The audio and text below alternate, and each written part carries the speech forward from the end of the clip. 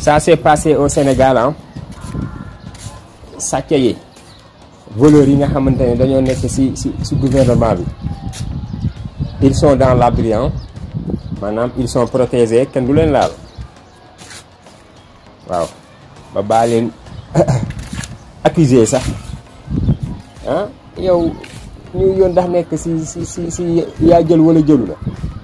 yow dañ la wax ne IGF da la épinglé ay nit génn wax ka xanaa Sonko ko mujjee wax wala Sonko laa yëpp waaye dinañ ci xam dara ba xam na yéen deen nekk ci réew mi la def la leen neex ñu di leen tudd ci ay milliards kenn du génne leeral waaw ka wax ngeen ne day ka porter plainte dañu dem dama yaakaar ne dañ fàtte ne am na justice divine dama yaakaar ne dana fàtte justice bi ci kaw dama yaakaar ne dana fàtte justice bi ci kaw la justice divine lépp dina leer 2023 bi lépp dina leer suñu boroom sax daa bokk ci xeex bi parce que yàlla xam na ne injustice la Sénégalais yi la dundal